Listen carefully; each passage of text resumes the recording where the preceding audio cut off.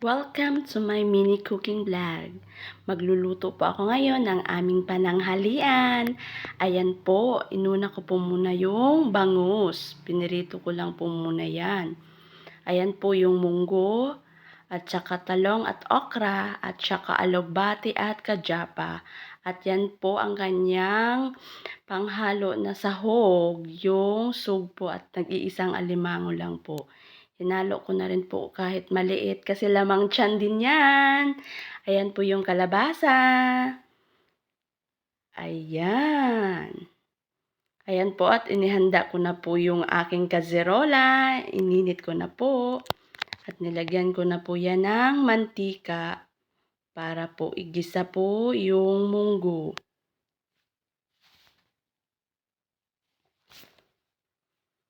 Yan, mainit na po yan. Kayo din ba, pag nagluluto, ginaganyan-ganyan nyo din yung kaserola nyo?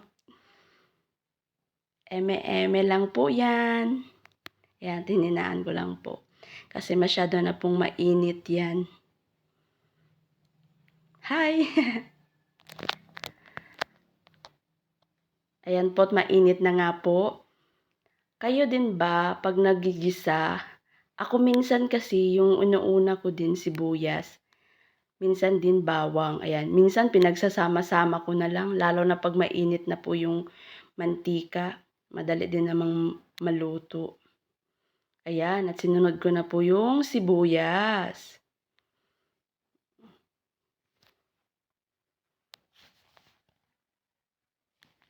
Ayan, ginisa-gisa ko lang po, hinalo-halo ko lang po yan. Inantay ko lang na mag golden brown, kaunti po. Ayan.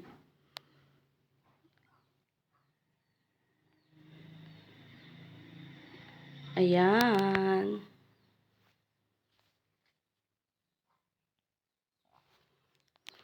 Ayan, tapos susunod ko na po yung munggo.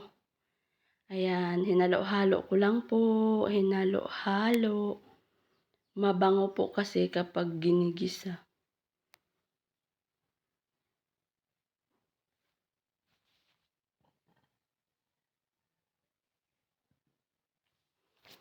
Ayan, ginisa-gisa ko lang po. Hindi ko na po ipinakita, nilagyan ko na po yan ng sabaw, tapos isinunod ko po yung kalabasa. Ayan po, pinakulo ko lang po ng isang kulo, tapos inilagay ko na po yung mga pangsahog niya. Hindi ko na po kasi ginisa yan, ayaw ko po kasi na ma-overcook.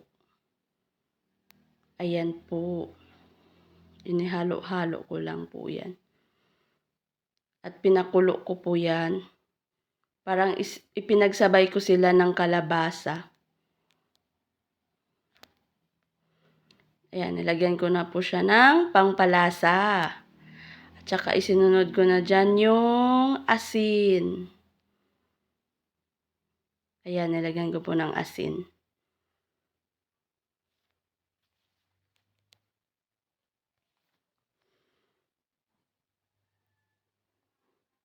Hinalo-halo. Tinakpan ko po muna, inantay ko pong makulo. Pinakulo ko po muna. Ayan, at inilagay ko po na dyan yung talong at saka okra. Tapos pinakulo ko po. Bago po inilagay ang alogbate at saka kajapa po. Yung red spinach po yan, guys. Ayan. Ipinaghalo ko po muna para maluto po ng konti. Ayan po. Para po magsabay-sabay po sila. Ayan, magpantay-pantay po yung pagkaluto. Ayan, nilublob ko lang po sa sabaw niya. Pinaghalo-halo ko lang po yan, guys. Ayan.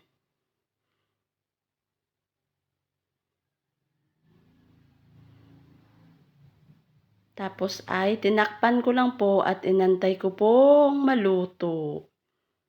Ayan. Iniwan ko lang po muna saglit habang kumukulo.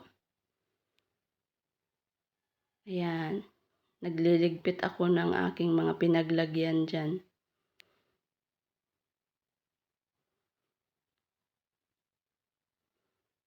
Habang kumukulo-kulo. Ayan, at titikman na po natin dahil luto na po yan. Ayan po, pinaghalo ko lang po ng konti para po matikman kung kulang ba sa asin. Ayan.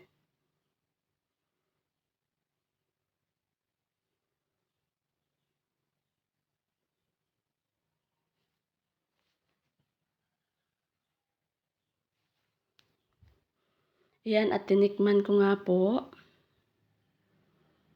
Medyo kulang nga po sa asin yan. Ayan, at dahil luto na, inihaon ko na po kasi dumating na po yung aking mga anak galing sa eskwela. At kami po ay kakain na. Thank you for watching. Bye!